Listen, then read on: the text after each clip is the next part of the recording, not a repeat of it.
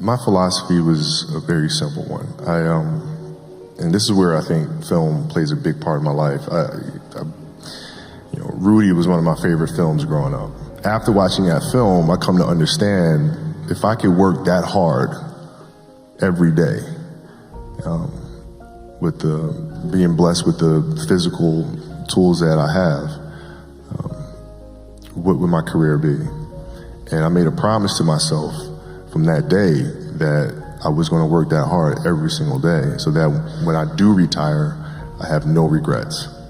And that was the most important thing for me, is to leave no stone unturned, get better every single day. And if I lived that way, then over time, I'd have something that was beautiful. But that was my philosophy. It seems like a pretty simple one, but if you live your life to just get better every single day, you do that for 20 years, what do you have? Where did you get your killer instinct from? Well, yeah, I think a lot of it had to do with isolation. Growing up over there and being the only African-American kid, not being able to speak the language, I gravitated towards the game. And in that game, you find a lot of, you find solace in the game. And then when you play with kids that might not accept you because you're an outsider, but yet when we come to play the game, that's my chance to get vengeance on them for not accepting me. And that's where it kind of started developing. And throughout the course of my life, it's always been that. It's always been the outsider having to come in and prove, or to seek some sort of vengeance when I play. I've been with you for a long way. The one moment that stands out of, we've done, I don't know how many done, we've done what, 800 events. Mm-hmm. The one time was 4 a.m. We went out to practice at 4 a.m. And that was your idea to do it. But then all these Nike people are like, no, let's not do that. And then you're like, let's do it at 4 a.m. So you got security, you got brand marketing, sports marketing going, no, let's not do it. You're like, let's do it, because that's you're obsessed with this, right? To me, it just makes complete sense. Not to us. But I don't like. Okay, so see, all right. Usually, I'm sleeping at 4 a.m. You're working out. So talk about that. Okay, so if your job is to try to be the best basketball player you can be, mm-hmm. right?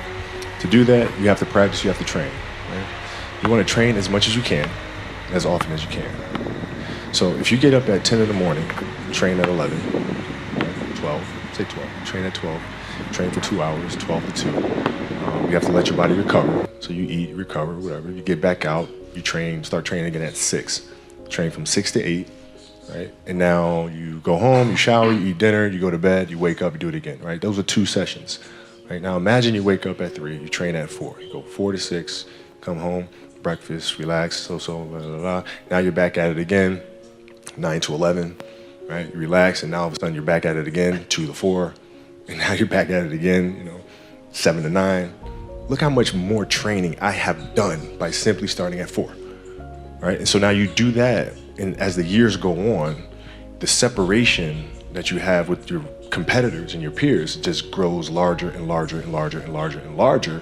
And by year 5 or 6, doesn't matter what kind of work they do in the summer, they're never going to catch up because they're 5 years behind. Right? So it makes sense to get up and start your day early because you can get more work in. Is that genetic?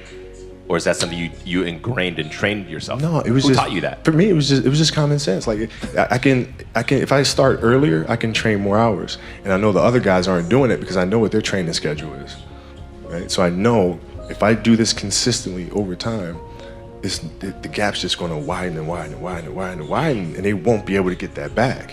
Mm-hmm. So to me, it was just common sense. I'm like thinking, how can I get an advantage? Oh, start earlier. Yeah, let's do that. How do you develop that, or where do you learn that from? Well, I think it's just it's just a matter of what's important to you, mm-hmm. and what's important to you for whatever reason. I felt like I didn't feel good about myself if I wasn't doing everything I could to be the best version of myself.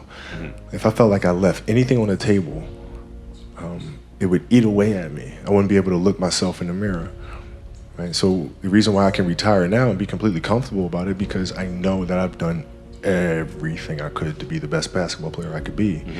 And so that's where it comes from for me. You can't leave any stone unturned. And I was wondering if you've had to tone down your competitiveness and your approach in the new work environment.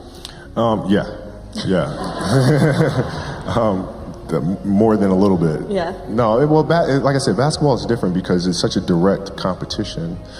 And what we do now, there isn't. The competitiveness that I bring to work every day is really helping people, in a sense, be competitive with themselves, right? If you're animating something, or you're writing a screenplay, or you're composing a piece of music, is that the best you can do? Right? Don't ask me. Don't say, okay, do you approve? Don't ask me. I'm not the musician. I'm not the composer. You know, right? So the competitiveness is more from an individual perspective. Is this the best you can do? And if the answer is yes, then off we go.